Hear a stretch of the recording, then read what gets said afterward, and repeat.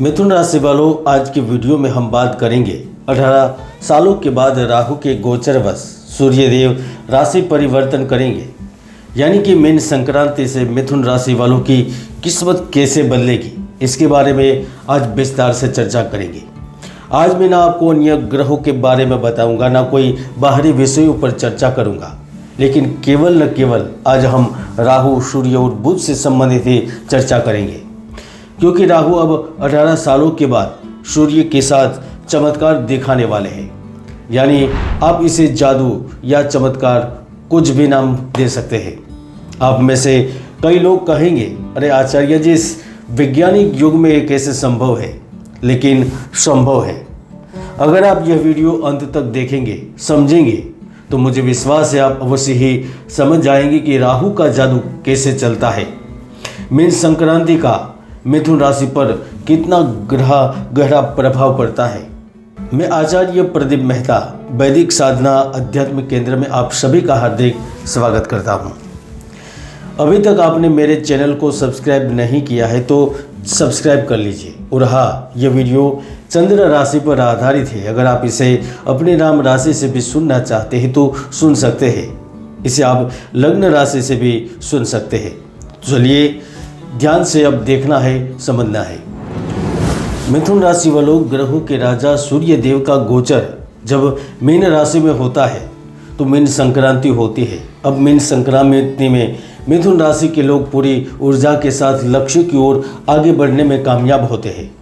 पिछले समय में जो छोटी मोटी गलतियां आपके कार्य क्षेत्र में, नौकरी में होती थी, वह गलतियां नहीं होने से ऑफिस में आपका सम्मान बढ़ता है। अचानक से आपके सामने जीवन का लक्ष्य उभर कर सामने आ जाता है और वही लक्ष्य को प्राप्त करने के लिए आप प्रयास करते रहते हैं और उन्हें पाने में आपको सफलता मिलती है। यदि आप नौकरी में होते हैं तो सीनियर्स की मदद मिलती है। अब कोई पद के लिए 1 साल से इंतजार में थे तो वह पद तक आसानी से मिल जाता है।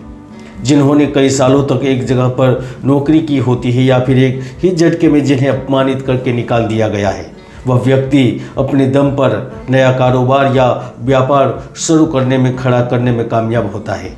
या फिर जिनके ऊपर कानूनी शिकंजा कसता जा रहा है, वह भी पीताम्बरा देवी की कृपा से इस अवधि में आसानी से निकल जाते हैं। 14 मार्च को जब सूर्यदेव तकरीबन 125 करोड़ 12.5 लाख योजन से हर 15 घड़ी से चलते हुए आपके 10वें भाव पर पहुंचेंगे। अब मिथुन राशि वालों, जो आपका 10वां भाव है वह आपके अधिकार का है, पद का है। तो आप कंपनी से अपनी मांग को मनवाना चाहते थे तो संभव होगा। कंपनी आपकी इच्छा पूरी करेगी। 10वां भाव अधिकार का है। अगर आप पैतृक संपत्ति या फिर सरकार में भागीदारी में अपना हिस्सा मांग रहे हैं या फिर आप अपनी मेहनत के दम पर अधिकार चाहते हैं तो सूर्य आपको अधिकार देंगे। 10वां भाव व्यापार, बिजनेस और राज्य सुख का भी होता है। तो सूर्य यहाँ पर 3 तरीके से लाभ देगा। 1, राज्य में प्रतीक्षित कार्यों को संपूर्ण करेगा। दूसरा, जो प्राइवेट लिमिटेड कंपनियों से संबंध रखते हैं, आप कंपनी के कर्मचारी हैं तो उसमें आपकी प्रगति होगी। जो खुद कंपनियां चलाते हैं, जिनकी खुद की फैक्ट्रियां हैं, छोटे मोटे उद्योग है, वह भी इस समय में अपने प्रोडक्ट को बेचकर मालामाल होंगे। तीसरा, अचानक से आपकी ग्रोथ में इजाफा होगा, क्योंकि 10वें भाव में सूर्य अनादिकाल से ही लाभ देता आया है और इस महीने भी आपको जरूर देगा। जब 7 मार्च से बुध ग्रह, यानी कि पिछले 3 दिन पहले ही आपके कर्म भाव में पहुंचे हैं और वहां पर राहु उपस्थित है, तो यह स्थिति जड़त्व योग का निर्माण करती है। वह कुछ समस्याएं भी उत्पन्न करती है। प्रेमी के साथ अचानक से अलगाव हो जाता है, पति पत्नी के साथ विवाद हो जाता है, यहाँ तक कि कभी कभी तो आपके रिश्ते टूटने की भी नौबत आती है।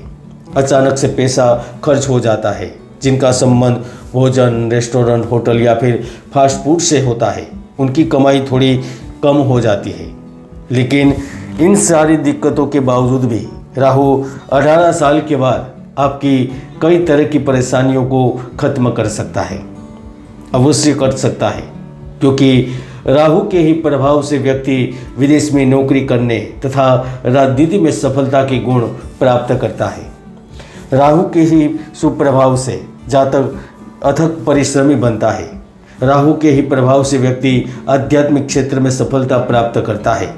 राहु के ही प्रभाव से जातक जोखिम संबंधित क्षेत्र से लाभ प्राप्त करता है और ये संभव होगा। ऐसे में 13 अप्रैल तक राहु आपको बिजनेस से जुड़े कोई बड़ा लाभ देगा। अगर आप कला, संगीत, सिनेमा जगत से जुड़े हुए हैं या फिर आप अन्नदाता है, कृषि, औजार, दवा या फल फूल सब्जी का व्यापार करते हैं तो वह आपको एक नया लाभ देगा। कॉर्पोरेट फील्ड के व्यवसाय में कार्य कर रहे लोगों को धन से संबंधित या फिर कोई बिजनेस अवार्ड भी आपको दे सकता है या मिल सकता है। अगर आप नौकरी के साथ साथ कुछ नया करने की सोच रहे हैं तो राहु निश्चित तौर पर आपको बड़ी कामयाबी देगा। ऑफिस में आपकी जान पहचान बनने लगेगी। विदेश में लंबे समय से अटका कार्य पूर्ण होगा। यहाँ तक आपने कारोबार को चालू कर दिया है तो अब आपका कारोबार लगातार आगे बढ़ता जाएगा। दोस्तों, ज्योतिष के कुंडली में कई महायोग है जो व्यक्तियों को सफल बना देते हैं, तो कई दुर्योग भी है जो व्यक्ति की भरपूर मेहनत को सफल नहीं होने देते। इसलिए कुंडली को जाने, समझे और विश्लेषण करें। जो दिन रात मेहनत मजदूरी करके गुजारा चला रहे हैं वह भी अधिक आमदनी प्राप्त करते हुए नजर आएंगे। यदि आप कपड़ा कारोबार, प्लास्टिक या फिर किराना से संबंधित सामग्री का व्यापार कर रहे हैं और व्यापार कमजोर पड़ गया है तो व्यापार में उन्नति होगी। 14 मार्च से लेकर 13 अप्रैल के बीच यदि सबसे कोई बड़ा लाभ मिलेगा, कोई व्यक्तियों को मिलेगा तो वह विद्यार्थी है। शिक्षा में सफलता के साथ आपको एक नई जगह पर एडमिशन प्राप्त होगा। और अगर घर की जिम्मेदारियां आपके सिर पर आ गई है और आप पढ़ाई के साथ साथ पैसे कमाने की सोच रहे हैं तो यकीन मानिए आप ऐसी जगह पहुंचेंगे जहां शिक्षा और धन दोनों ही प्राप्त होगा।